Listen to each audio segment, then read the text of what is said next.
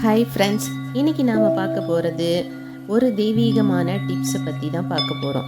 இந்த ஒரு தெய்வீகமான பொடியை நம்ம வீட்டில் யூஸ் பண்ணால் நம்ம பூஜை அறையே மணக்கும், நம்ம வீடும் மணக்கும். நாம் இதை மளிகை கடையில் வாசனை பொடி அப்படின்னு சொல்லிட்டு வாங்குவோம். இந்த பொடியை நம்ம வீட்லேயே நம்ம கையால் எப்படி செய்கிறதுன்னு பார்க்கலாம் வாங்க. அது பார்க்குறதுக்கு முன்னாடி நம்ம சேனலை சப்ஸ்கிரைப் பண்ணாமல் பார்க்குறீங்கன்னா சப்ஸ்கிரைப் பண்ணிவிட்டு பெல் பட்டனையும் கிளிக் பண்ணிவிடுங்க. இந்த வீடியோ உங்களுக்கு பிடிச்சிருந்தா உங்கள் ஃப்ரெண்ட்ஸ்க்கும் ரிலேட்டிவ்ஸ்க்கும் ஷேர் பண்ணிவிடுங்க. கூடவே லைக் பண்ணிவிடுங்க. வாங்க வீடியோக்குள்ளே போகலாம். 1 ஸ்பூன் மஞ்சள் தூள், ஜவ்வாது பொடி 1 ஸ்பூன், ஏலக்காய் ஒரு 10லேருந்து 12 நம்பர்ஸ் எடுத்துக்கோங்க. லவங்கம் ஒரு 10லேருந்து 12 எடுத்துக்கோங்க. அதையும் 1 ஸ்பூன் சோம்பு, சந்தனம் ஒரு 5-6 வில்லை எடுத்துக்கோங்க. சந்தன பொடி இருந்தாலும் எடுத்துக்கோங்க.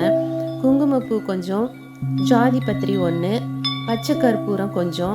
இது எல்லாத்தையும் ஒரு மிக்சி ஜாரில் போட்டு ஃபைன் பவுடராக அரைச்சி எடுத்துக்கோங்க. அரைச்சிட்டு ஒரு ஜல்லடையில் போட்டு ஜலிச்சு எடுத்துக்கோங்க. இதில் ஏலக்காய் திப்பி திப்பியாக இருக்கும்ல, அதனால் ஜலிச்சு எடுத்து வச்சுக்கோங்க. இதை ஒரு ஏர்டைட் கண்டெய்னரில் போட்டு வச்சுக்கோங்க. இந்த பவுடரை பூஜை படங்கள், சாமி விக்கிரகங்கள் மற்றும் நம்ம வீட்டில் இருக்கிற தெய்வங்களுக்கு பொட்டு வைக்கும்போது பன்னீர் கலந்து யூஸ் பண்ணும்போது ரொம்ப சூப்பராக நறுமணம் வீடு ஃபுல்லாக இருந்துக்கிட்டே இருக்கும். வீட்டில் தெய்வ கடாட்சம் இருந்துக்கிட்டே இருக்கும். லக்ஷ்மி எப்போதும் நம்ம வீட்டில் வாசம் செய்வாள். வீடு நறுமணமாக இருந்தாவே நமக்கும் நம்ம வீட்டில் இருக்கிறவங்களுக்கும் எப்போவுமே பாசிட்டிவ் எனர்ஜி இருக்கும்.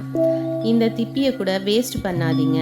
ஒரு அகல்லையோ ஒரு பவுல்லையோ பூஜை ரூமில் போட்டு வச்சிட்டிங்கன்னா எப்போவுமே பூஜை அறை நல்ல வாசமாக இருக்கும். இதை நீங்கள் ட்ரை பண்ணி பாருங்கள், சூப்பராக இருக்கும்.